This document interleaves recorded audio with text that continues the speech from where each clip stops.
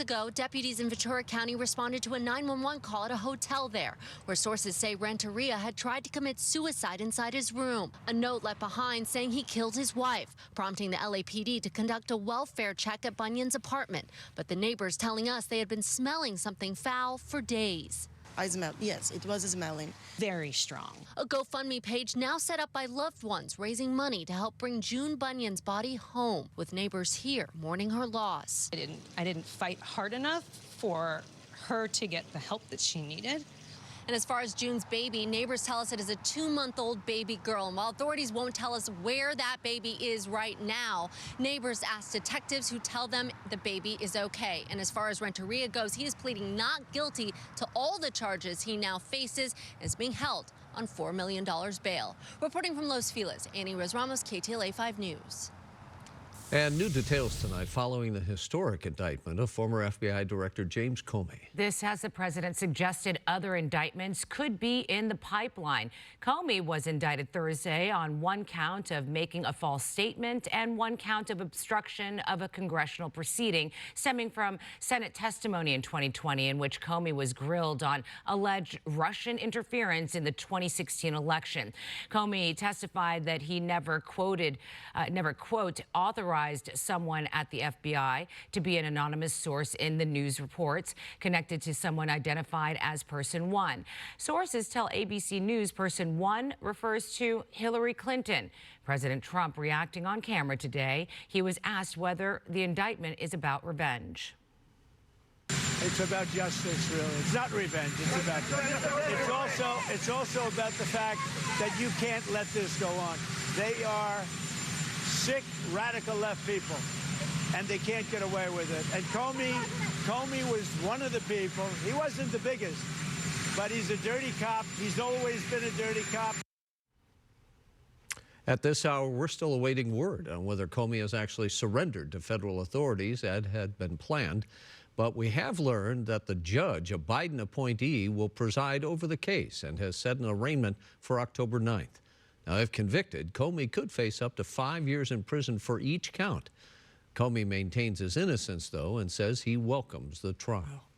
Now to this, thieves broke into several warehouses in Gardena, stealing copper wiring from electrical boxes and causing thousands of dollars in damage. Some are blaming the homeless living in a nearby encampment. KTLA's Sandra Mitchell reports from Gardena, where business owners say they've had enough. You're right. These thieves are using some really heavy-duty power tools to cut through iron gates. The business owners are frustrated, and they say these repairs are expensive. This Gardena printing business brought to a halt and in the dark a few weeks ago. There's no power, and we thought it was maybe Edison have a power outage or something like that. And then so I just walked to the yard and take a look, and sure enough, all the cabinets were open and all the copper wire were exposed. Thieves using power tools got into the gated parking lot of LA Press on Main Street in Gardena and got away with copper wiring. We have the gate out there, it's like, I think maybe like 6-foot tall gate, and they just cut the iron gate in. They cut it open. Police estimated the thieves got away with less than $1,000 worth of wiring. But Kevin Kang told KTLA it cost him a lot more to get his machines operating again. We already had it repaired, and it cost us like $22,000. Yeah, and was down like 2 days with no production. Kang's business, just one of several targeted in the Gardena area. Down the street, oil wells had to be shut down after vandals cut through another iron fence and ripped out the copper wire. Some blame the homeless that have set up an RV camp along Broadway, and they say the thieves are getting bolder, breaking into warehouses almost nightly, stealing equipment and frustrating business owners. The business owners we spoke with today say they have repeatedly reached out to city officials and to police, but so far there have been no arrests. In Gardena, I'm Sandra Mitchell, KTLA 5 News. Back to you. LAX's long-delayed people mover has been delayed once again. The project, approved back in 2018, was originally slated to open in March of 23. But issues, including contractual disputes, kept delaying the project's completion. Now, there's no word on the cause of this latest delay, but officials are hoping anyway for a June 26th opening. That would, of course, be in time for the World Cup, partially being hosted here in L.A. And this as President Trump has suggested that he could intervene and strip World Cup host cities of matches if they're, quote, even a little bit dangerous. Any city we think is going to be even a little bit dangerous for the World Cup or for the Olympics, you know, where they have Olympic overthrow, right? But for the World Cup in particular, because they're playing in so many cities, we won't allow it to go to, we'll move it around a little bit. But I hope that's not going to happen. The president does not have the authority to unilaterally move World Cup games, but he does call FIFA President Gianni Infantino a, quote, great friend. The White House has also allocated over $600 million in federal funds to be split proportionately between the 11 U.S. host cities for security. Some of the 2028 LA Olympic Games are heading to Oklahoma City. OKC is going to be hosting softball and canoe slalom. Mayor Karen Bass traveled to Oklahoma City today to make that partnership official. We are signing a bipartisan MOU focused on inclusion, innovation, and coordination to ensure that Los Angeles and Oklahoma City continue to collaborate to deliver world-class experiences for residents, fans, and athletes in 2028. And she says that this partnership is part of LA's no-build commitment, pledging to use existing stadiums and facilities to minimize construction and costs.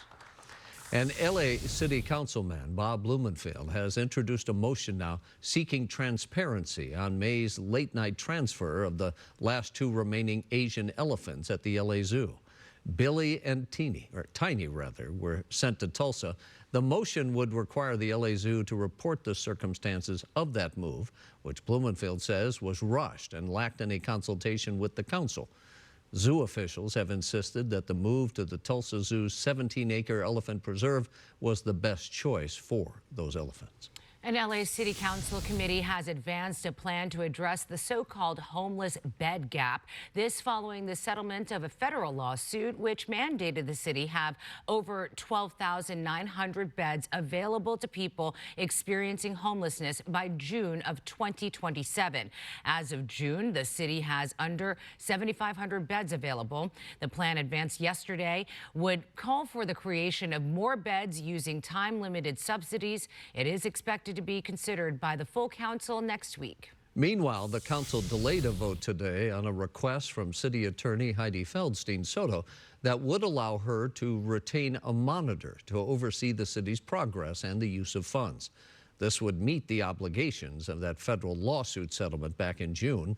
The city is expected to submit a bed plan and name a monitor as ordered by Judge David Carter no later than October 3rd.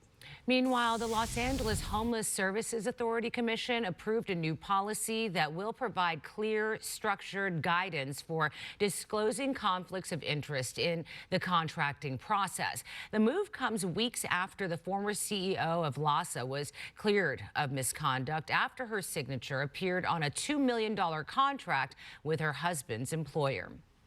The Justice Department has filed lawsuits against California and 5 other states for a, quote, failure to produce statewide voter registration lists upon request. The DOJ's Civil Rights Division argues the data, including voter names, addresses, affiliation, and partial Social Security numbers, is necessary to ensure states are maintaining